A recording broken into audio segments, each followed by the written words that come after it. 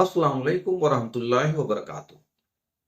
वक्त के हालात के हिसाब से हमें अपना मुहासबा करते रहना चाहिए, चाहे कोई भी जमात हो। चूंकि हमारे ऊपर जिस तरह के हालात हिंदुस्तान में आ रहे हैं या आने वाले हैं, वो कहीं ना कहीं से हमें सोचने पे मजबूर करता है कि एक्चुअली हमें जो करना चाहिए सच में हम वो कर भी पा रहे हैं कि नहीं कर पा रहे हैं। स्पेशली मैं तबलीगी जमात से रिलेटेड बात करूंगा कि तबलीगी जमात एक बेहतरीन जमात है जो अपना पैसा खर्च करती है, अपना वक्त लगाती है। अब बेहतरीन निज़ाम और सिस्टम इसका, और मौलाना इलियास रहमतुल्लाह अलैह ने जिस मकसद से इसकी बुनियाद रखी उसमें बहुत बड़ा अचीवमेंट भी मिला, बहुत बड़ी कामयाबी मिली।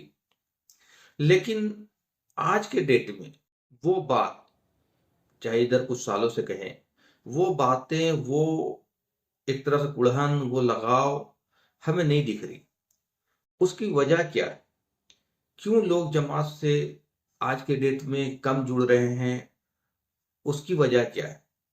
उसके दो तीन वजह है जो हमें समझना चाहिए, और अगर हमने उस पर काम किया, रिफॉर्म किया, तो उसके नताइज बहुत बेहतरीन होंगे।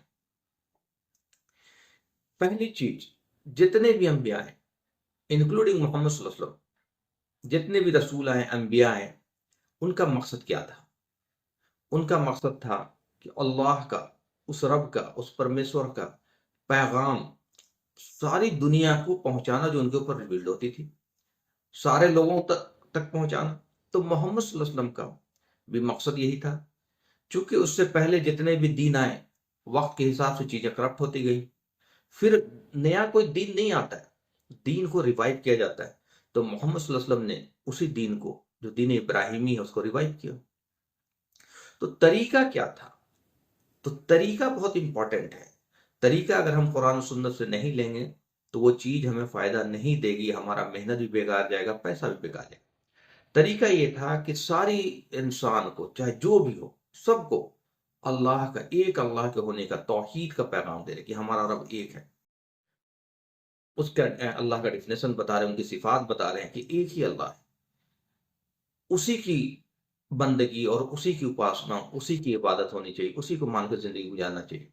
तो एक्चुअली वो दावत देते थे उन लोगों को जो अल्लाह को नहीं जानते थे, अल्लाह का तारुफ कराते थे, अल्लाह के बारे में बताते थे, अल्लाह का पैगाम सुनाते थे, कुरान बताते थे।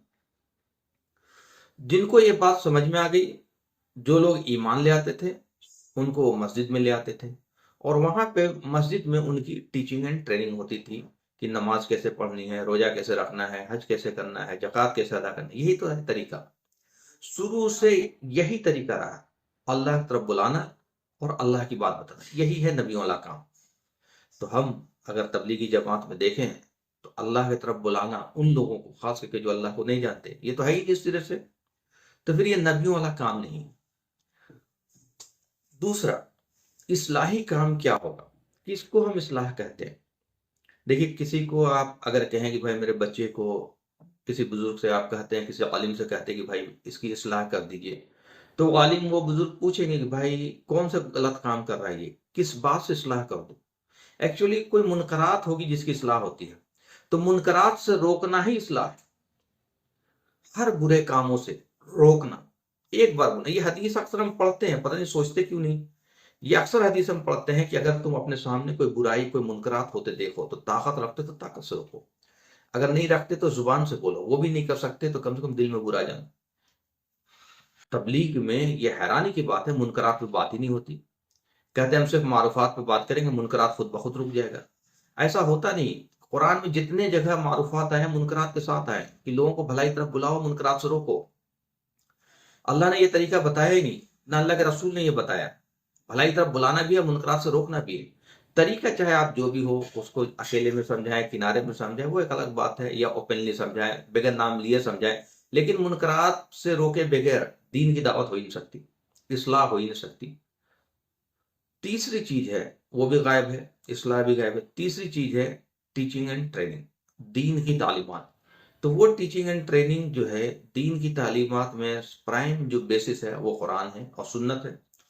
तो कुरान की तालीम, कुरान सीखने की, सिखाने की, समझने की, समझाने की, अरबी सीखने की, तजवीद सीखने की, किरात सीखने की, गौर फिक्र करने की, वो सारी चीज होगी। कुरान से ही दीन है।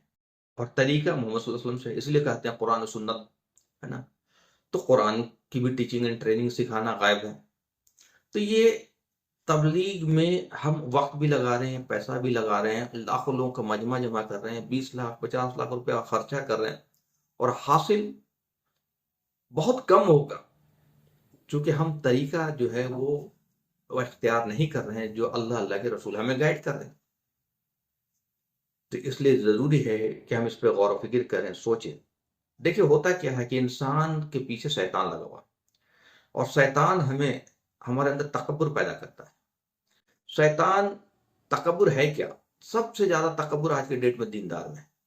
تکبر یہ ہے کہ حق بات کو تسلیم نہ کرنا اور دوسرے کو اپنے سے کمتر جاننا، یہی تو تکبر ہے۔ اور یہ سب سے زیادہ آج کے ڈیٹ میں جو سو کالڈ دیندار ہیں ان کے اندر ہے، کہ وہ حق بات تسلیم کرنے کو تیار ہی نہیں ہے، قرآن کی روشنی میں اور حدیث کی روشنی میں۔ ان کو اگر کوئی حق بات بولا جاتا ہے تو کہتے ہیں کہ بھائی آپ ہی کو سمجھ میں آیا ہے، ہمارے بزرگوں کو سمجھ میں نہیں آیا ہے، انہوں نے اتنے سال گزار دیے۔ بھائی کوئی ضروری نہیں کہ ہر چیز سمجھ میں آ جائے، اور جب سمجھ میں آ جائے، جب جاگو تب سویرا ہے۔ اب بھی وقت ہے کہ ہم اپنی اصلاح کریں، ہم اپنے اندر سدھار کریں۔ سدھار کی گنجائش ہمیشہ رہتی ہے۔ بھائی انسان غلطی کرے گا ہی، انسان فرشتہ ہے نہیں، اور جو جماعت وہ انسانوں کا ہی تو کلیکشن ہے، تو جماعت غلطی سے کیسے فری رہ سکتی ہے؟ تو جو لوگ یہ سمجھتے ہیں کہ میں 100% صحیح ہوں، انہوں نے اپنی اصلاح کی دروازہ بند کر دیا، اور اس کے غلطی ہونے کے چانسز زیادہ تھے۔ اس لیے کہا جاتا ہے مشورہ میں خیر ہے۔ تو مشورہ کیا ہے؟ مشورہ یہ نہیں ہے کہ کل کون پڑھے گا، مشورہ یہ ہے کہ ہر سچویشن، ہر پرابلم میں غور و فکر کرنا، اور لوگوں سے رائے لینا، اوپینین لینا کہ بھائی آپ کیا کہتے ہیں۔ جو لوگ صاحب علم ہیں، جو لوگ صلاحیت والے، ان سے رائے مشورہ کرنا۔ یہ مشورہ نہیں ہوتا کہ کل یہ کون پڑھے گا، پرسوں یہ کون پڑھے گا، تو مشورہ بھی غائب ہے۔ تو نہ ٹیچنگ اینڈ ٹریننگ ہے، دین کی تعلیم جو قرآن پہ بیسڈ ہونا چاہیے، نہ اصلاح ہے کہ منکرات سے روکا جائے، اور نہ ہی جو ہے یہ ساری چیزیں جو ہم نبیوں والا کام ہے۔ تو ہمیں غور کرنا چاہیے، ورنہ آنے والے دنوں میں ہمارے لیے بڑی مشکل ہوگی۔ دوسرا، ہر انسان اللہ کے یہاں جواب دے، تو کیا یہ جو لوگ اونچے پدوں پہ بیٹھے ہوئے ہیں، جو لوگ امیر بنے ہوئے ہیں، جو لوگ دین کے پیشوا بنے ہوئے ہیں، کیا کل کو اللہ ان سے پوچھے گا نہیں کہ کیا تمہیں نبیوں والا کام نہیں پتا تھا؟ تو تم نے نبیوں والا کام کیوں نہیں کیا؟ کون سی چیز تھی جو تمہیں روکتی تھی؟ کیا تمہیں ڈر روکتا تھا؟ کیا کوئی خوف روکتا تھا؟ کام نہ کرنے کو ہم حکمت بول رہے ہیں، بلکہ حکمت یہ ہے کہ ڈفرینٹ سچویشن میں، اور سچویشن میں، کٹھن پرستھتی میں کام کیسے کریں، اس کو حکمت کہتے ہیں۔ ہم نے کام نہ کرنے کو حکمت سمجھ رکھا ہے۔ تو یہ ایکچولی شیطان ہمیں ڈراتا ہے۔ Odd situation, harsh situation, tough situation ہمیشہ سے رہے۔ جب سے محمد صلی اللہ علیہ وسلم جب آئے تو کیا مکہ میں سچویشن بہت آسان تھے؟ آج سے بہت زیادہ حالات خراب تھے، بہت زیادہ وہاں پہ ان کو پریشان کیا گیا، ان کے اوپر پتھر برسایا گیا، ان کے اوپر کتنا ظلم ہوا ہے۔ تو ہم حکمت کہتے ہیں ڈر کو، اور حکمت جو ہے یہ کہ آپ ڈفرینٹ سچویشن میں کیسے کام کریں۔ تو ہمیں غور و فکر کرنا چاہیے، سوچنا چاہیے۔ تو انشاءاللہ دیکھیے، بھیڑ جو ہے کبھی بھی اس بات کی گارنٹی نہیں ہے کہ صحیح ہوگی۔ کوالٹی میں چاہے ایک آدمی ہو، کوالٹی ہوتا ہے، اور اگر کوالٹی نہیں ہے تو 10 آدمی ہو، 1000 آدمی ہو، 100 آدمی ہو، وہ بیکار ہے۔ کوالٹی کی قیمت ہے، وقت کی قیمت نہیں ہے، علم کی قیمت ہے۔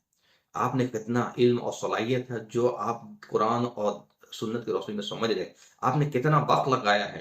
تو ایک جاہل آدمی اگر بہت زیادہ وقت لگا دے تو وہ عالم نہیں ہو جائے گا۔